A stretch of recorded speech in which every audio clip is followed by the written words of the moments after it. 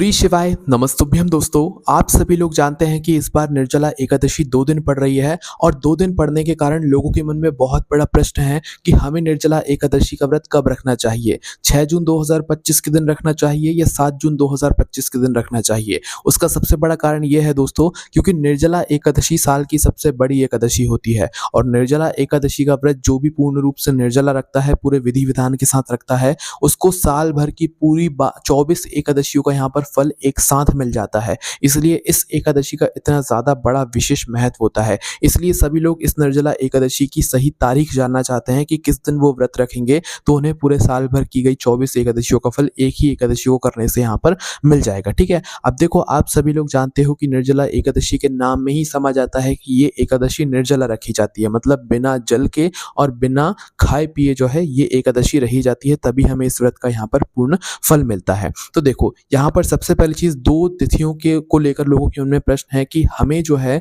इस निर्जला एकादशी का व्रत 6 जून 2025 शुक्रवार के दिन रखना चाहिए या 7 जून 2025 शनिवार के दिन रखना चाहिए। किस दिन इस व्रत को रखना जो है सही रहेगा, और ये बातें हम सभी लोगों के लिए यहाँ पर बता रहे हैं। इस बात का भी आप लोग जरूर ध्यान दीजिएगा। ठीक है, देखो, जो एकादशी पड़ती है वो ज्येष्ठ मास के शुक्ल पक्ष की जो एकादशी होती है, एकादशी तिथि होती है, उस दिन पड़ती है ना, और इसे भीमशयनी एकादशी के नाम से भी यहाँ पर हम लोग जानते हैं ना। अब देखो, जो इस भीमशयनी या निर्जला एकादशी की तिथि जो शुरू हो रही है, ये 6 जून 2025 शुक्रवार के दिन सुबह 2:16 से हो रही है, मतलब जब रात का ही समय रहेगा तो 6 जून शुक्रवार को सुबह 2:16 से इसकी तिथि शुरू हो रही है और अगले दिन 7 जून शनिवार के दिन सुबह 4:47 पर इसकी जो तिथि है वो समाप्त हो रही है। अब हो क्या रहा है कि 6 जून को तो पूरे दिन यहाँ पर हमारी जो निर्जला एकादशी की जो समय है, तिथि है, वो पूरे दिन रह रही है, पर हो क्या रहा है कि 7 जून में भी जब सूर्योदय हो रहा है तो सूर्योदय में भी जो है इस निर्जला एकादशी की जो तिथि है, जो समय है, वो आ रहा है। इस वजह से 6 जून को भी निर्जला एकादशी रहेगी और 7 जून को भी निर्जला एकादशी रहेगी। पर सबसे सही एकादशी करने के लिए हमें कौन सा यहाँ पर सही रहेगा, जिससे कि हमें पूरी साल भर की गई एकादशियों को यहाँ पर फल मिल सके।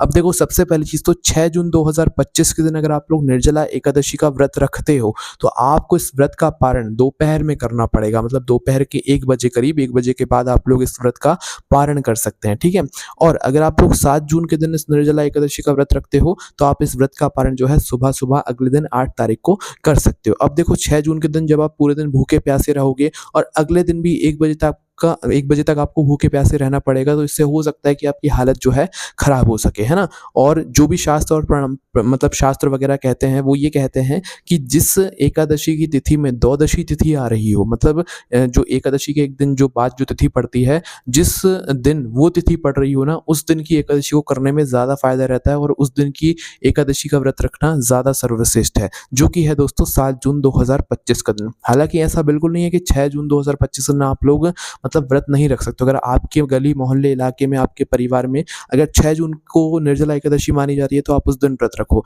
बाकी सर्वश्रेष्ठ जो एकादशी रहेगी वो 7 जून 2025 की रहेगी, क्योंकि इसमें द्वादशी तिथि भी आ रही है और शास्त्र यही कहते हैं कि जिस एकादशी में द्वादशी तिथि शामिल हो, उस एकादशी का व्रत करना ज़्यादा सही माना जाता है, ज़्यादा उत्तम रहता है। ठीक है, और इस व्रत को जब आप करोगे तो इसका पारण आप अगले दिन सुबह सुबह ही कर पाओगे, पर अगर 6 जून वाली एकादशी को करोगे तो इस व्रत का पारण आप अगले दिन 1 बजे के बाद कर पाओगे, क्योंकि इसका एक शुभ समय होता है व्रत के पारण का, व्रत को खोलने का। तो ये बात आप लोगों को यहाँ पर ध्यान रखना है। तो हमारे हिसाब से तो हमने बहुत जगहों से देखा, आप सभी लोगों के लिए पता किया, तो यही पता चला कि ज़्यादातर जो है 7 जून 2025 शनिवार के दिन की जो एकादशी रहेगी, उस दिन व्रत रखना ज़्यादा सही माना जाएगा। ठीक है, तो इस बात का आप लोगों को यहाँ पर विशेष रूप से ध्यान रखना है ना। अब देखो, सबसे पहले हम आपको बता देते हैं कि इस निर्जला एकादशी व्रत के नियम क्या है। देखो, निर्जला एकादशी व्रत के नियम सीधी सी बात है, इसमें आपको ना तो कुछ खाना रहता है ना कुछ पीना रहता है, पर निर्जला एकादशी के एक दिन पहले भी और एक दिन बाद तक भी आपको कुछ नियमों का यहाँ पर पालन करना पड़ता है। जैसे कि लहसुन प्याज आपको एक दिन पहले ही छोड़ देना रहता है, ऐसी चीज़ों को नहीं खाना रहता है जिसमें लहसुन प्याज डला हुआ हो। दूसरों के द्वारा दिया गया कोई भी चीज़ आपको नहीं खानी चाहिए। एक दिन पहले आपको एक टाइम भोजन करना चाहिए, है ना। और इसके अलावा आप लोगों को जो है यहाँ पर कांसे का पात्र जो है वो नहीं लेना चाहिए, मतलब उपयोग में नहीं लेना चाहिए। शहद, मसूर की दाल, चना वगैरह जो है आपको ग्रहण नहीं करना चाहिए एक दिन पहले, क्योंकि एकादशी के दिन तो फिर आपका व्रत रहेगा ही रहेगा ना। और हम आपको बता दें कि देखो, निर्जला एकादशी का व्रत सबसे कठिन व्रतों में से एक माना जाता है, तो आपकी जितनी क्षमता है आप उस हिसाब से अपने इस व्रत को करें।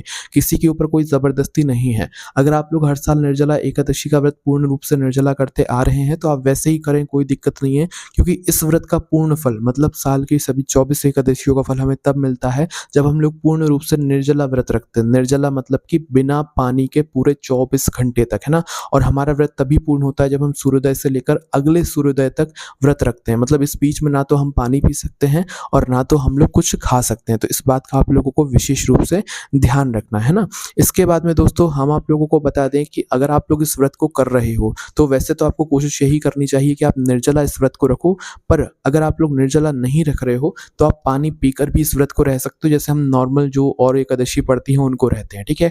और ध्यान रखना, निर्जला एकादशी में नमक नहीं खाया जाता, भले आप फलाहार वगैरह ही क्यों ना करो इस एकादशी व्रत में, तो कोशिश करना सेंधा नमक जो होता है वो भी इस व्रत में नहीं खाया जाता है। तो ठीक है, तो इस बात का आप लोगों को विशेष रूप से ध्यान रखना। अब देखो, निर्जला एकादशी है तो इसका मतलब ये नहीं कि सिर्फ आपको पानी नहीं पीना है, ना तो आप चाय, कॉफी, नाश्ता कुछ नहीं पी सकते, इस बात का ध्यान रखना। और जो लोग पूर्ण रूप से निर्जला इस व्रत को रखने वाले हैं वो भी ध्यान रखें कि आप लोगों को आखिरी बार पानी कब पीना है। जैसे कि आप लोग 7 जून 2025 शनिवार के दिन व्रत रख रहे हो, तो 7 जून के दिन सुबह-सुबह आप सबसे पहले तो जल्दी उठ जाना। आपका जो पानी पीने का समय है वो सूर्योदय से पहले-पहले का है, क्योंकि भले आप रात्रि को 10, 11, 12 बजे सोओगे तो उसके बाद आपको 4 घंटे बाद प्यास ज़रूर लगेगी, ठीक है? अब ऐसा तो है नहीं कि 4 घंटे बाद अगर आप पानी नहीं पियोगे तो भई आप अगर नहीं पियोगे तो आपको दिक्कत हो जाएगी, ठीक है? तो इसलिए जो है जितने भी लोग पूर्ण रूप से निर्जला व्रत रखेंगे, वो लोग जिस भी दिन व्रत रखें, 7 जून को वैसे तो सही है, पर जिस भी दिन आप व्रत रखो, उस दिन सुबह-सुबह जल्दी उठ जाना और 4 बजे से पहले-पहले जितना आपको पानी पीना है, आप उतना पानी पी लेना। खाना-पीना नहीं है, जूस नहीं पीना है, सिर्फ़ पानी पीना है, इस बात का ध्यान रखना, ठीक है? क्योंकि अब आप लोग जो है सूर्योदय के बाद पूरे दिन अगले सूर्योदय तक जो है निर्जला रहने वाले हैं। इसलिए ध्यान रखना कि सुबह 4 बजे से पहले उठकर जो है जितना पानी आपको पीना है वो पानी पी लेना, और पानी के अलावा और कुछ नहीं पीना है ना। इस बात का विशेष रूप से आप लोग ध्यान रखना, है ना। इसके बाद में आप लोग सुबह मतलब स्नान वगैरह कर लीजिएगा। स्नान मतलब करते समय आप हरे हरे गंगे बोलकर स्नान करेंगे तो ज़्यादा बेहतर है। देखो, ये नियम सभी लोगों के लिए, चाहे माताएँ बहनें हों, चाहे कोई हो, है ना? और पूरे दिन भर में आप लोग जो है 2 जगहों पर पानी का इस्तेमाल कर सकते हो। जब आप वॉशरूम से लौट कर आते हो, बाथरूम वगैरह जाते हो, तो उसके बाद कुल्ला करने के लिए पानी का इस्तेमाल कर सकते हो। बस ध्यान रखना वो जल जो है आपके गले के नीचे नहीं जाना चाहिए।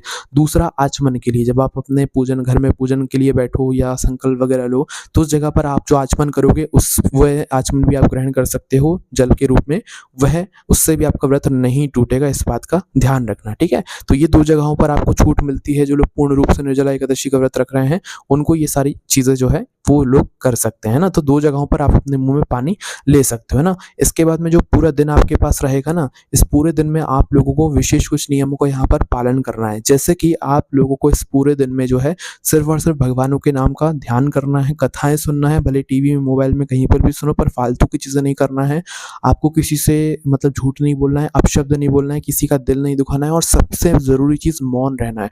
सबसे ज़रूरी ये चीज़ इसलिए है क्योंकि निर्जला एकादशी में अगर आप बोलते हो ना तो इससे आपका मुँह सूखेगा, और जितना आप लोग बोलोगे उतना मुँह सूखेगा, फिर आपकी जो शक्ति है वो कम होती जाएगी। तो सुबह से लेकर जब तक आपका व्रत चलता है, कोशिश करना कि आप लोग बिल्कुल चुप रहो। कम से कम बोलो, बोलने की ज़रूरत पड़े तो कम से कम बोलो, मौन रहना, और जितना हो सके जप करना। जब भी ऐसा मन ही मन करना, क्योंकि अगर मुँह से जप करोगे, बोलकर करोगे तो आपका मुँह सूखेगा, है ना। तो इस बात का ध्यान रखना। इसके अलावा कुछ और विशेष बातें हैं, जैसे कि आप लोगों को जो है शाम के समय घी का दीपक ज़रूर जलाना है। आप जहाँ पर भी अपने पूजन स्थल पर बैठो, अगर आप निर्जला एकादशी का व्रत कर रहे हो, अपने घर के दरवाजे के बाहर भी 2 तेल के दीपक ज़रूर जलाने चाहिए, अगर आप निर्जला एकादशी का यहाँ पर व्रत कर रहे हो, है ना। तो इस बात का भी आप लोगों को विशेष रूप से ध्यान रखना है। इसके बाद में दोस्तों, इस व्रत में रात्रि जागरण का भी महत्व बताया गया है। तो आप लोग एक घी का दीपक तैयार करके जब भी रात्रि जागरण करो, भले 10 मिनट, 15 मिनट, 1 घंटा, 2 घंटा, जितना हो सके आप उतना रात्रि जागरण करने की कोशिश ज़रूर कीजिएगा, क्योंकि इस व्रत में ऐसा बताया गया है कि रात्रि जागरण करने से हमारे व्रत का हमें पूर्ण रूप से यहाँ पर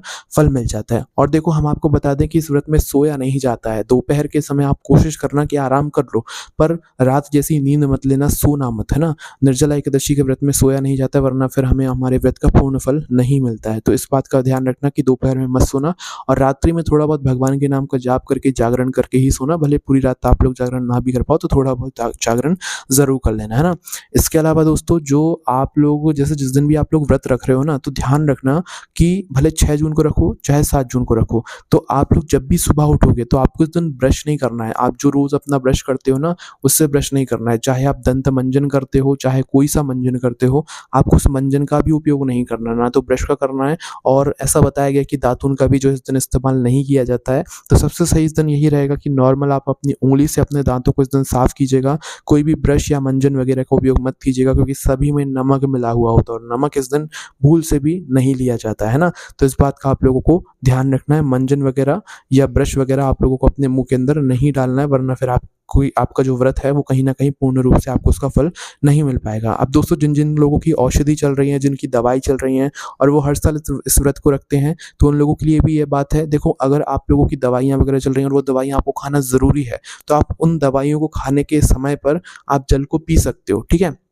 सिर्फ़ उतना जल जितने जल में आप लोग अपनी वह दवाई पी लोगे। ऐसा नहीं कि आपकी तबीयत ठीक नहीं है तो आप पूरा जल पी लो, है ना? अगर आपको पूर्ण फल चाहिए तो हमें आपके लिए बात बता रहे हैं कि अगर आपको ज़रूरी है दवाई वग़ैरह खाना, तो दवाई खाते समय आप सिर्फ़ उतना पानी पी लो जितने में आपको दवाई खानी है। इसके बाद फिर पानी मत पियो। तो ये भी उन लोगों के लिए एक तरीका है जिससे उन्हें पूर्ण रूप से इस व्रत को करने का यहाँ पर फल मिल जाता है, ठीक है? और आप लोग भगवान से प्रार्थना भी कर लीजिएगा कि भगवान, हमारी इस बार तबीयत थोड़ी ठीक नहीं है, तो हम गोली वग़ैरह खाएँगे, तो इसके लिए हम थोड़ा-सा पानी ज़रूर पिएँगे, ठीक है? बाकी पूर्ण रूप से जैसे आप निर्जला रखते हैं, वैसे ही रखिएगा। बस उस गोली को खाते समय आप लोग थोड़ा-सा जल पी लीजिएगा, है ना? और व्रत का पारण ध्यान रखना, 6 जून को कर रहे हो व्रत, तो 7 जून को जो है यहाँ पर आपके व्रत का पारण होगा। 7 जून को जो लोग व्रत का पारण करेंगे, वो दोपहर को 1 बजे के बाद करेंगे। पर जो लोग 7 जून के दिन व्रत रखेंगे, वो लोग व्रत का पारण अगले दिन करेंगे, 8 जून को। वो लोग सुबह-सुबह अपने इस व्रत का पारण कर सकते हैं, ठीक है? और इस दिन दोस्तों, मतलब कि तुलसी जी में जल दिया जाता है, पीपल वृक्ष में जल दिया जाता है, इनकी परिक्रमा करी जाती है।